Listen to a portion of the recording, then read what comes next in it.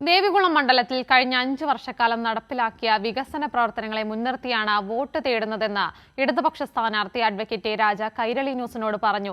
കഴിഞ്ഞ 5 വർഷക്കാലം മണ്ഡലത്തിലുണ്ടായ മാറ്റങ്ങൾ ജനങ്ങൾക്ക് അറിയാവുന്നതാണ്. അതുകൊണ്ട് തന്നെ ഇക്കുറിയും ദേവികുളത്തെ ജനങ്ങൾ ഇടതുപക്ഷ ജനാധിപത്യ മുന്നണിയെ ചേർത്ത് പിടിക്കുമെന്ന് രാജ പറയുന്നു.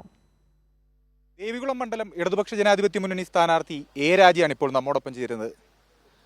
രണ്ടാം തവണയാണ് നിയമസഭയിലേക്കുള്ള രണ്ടാമത്തെ അംഗമാണ്. എത്രത്തോളം ഉണ്ട് പ്രതീക്ഷകൾ? തീർച്ചയായിട്ടും ഈ മണ്ഡലം ഇത് 5ാം തവണയും ഇടതുപക്ഷത്തോടൊപ്പം നിൽക്കുമെന്നാണ് പ്രതീക്ഷ. കഴിഞ്ഞ 10 വർഷത്തിൻ്റെ ഇടയിൽ നമ്മുടെ ഗവൺമെൻറ് വന്നതിന് ശേഷം നിരവധിയായിട്ടുള്ള വികസന പ്രവർത്തനങ്ങളാണ് ഈ ദേവികുളം നിയോജക മണ്ഡലത്തിൽ നടന്നിട്ടുള്ളത്. കേരളത്തിൽ പൊതുവെ എല്ലാ സ്ഥലങ്ങളിലും വികസന പ്രവർത്തനങ്ങൾ നടന്നിട്ടുള്ളപ്പോൾ അതോടൊപ്പം ചേർന്നുകൊണ്ടാണ് നമ്മുടെ ഈ നിയോജക മണ്ഡലത്തിലും നിരവധിയായിട്ടുള്ള വികസന പ്രവർത്തനങ്ങൾ നടത്തിയിട്ടുള്ളത്. അതുകൊണ്ട് എല്ലാ വിഭാഗം ആളുകളെയും ചേർത്ത് പിടിച്ചുകൊണ്ടാണ് ഈ സർക്കാർ മുന്നോട്ട് പോയിട്ടുള്ളത്. തീർച്ചയായിട്ടും ഇടതുപക്ഷം ഈ മണ്ഡലത്തിൽ നിന്ന് വീണ്ടും വിജയിക്കും.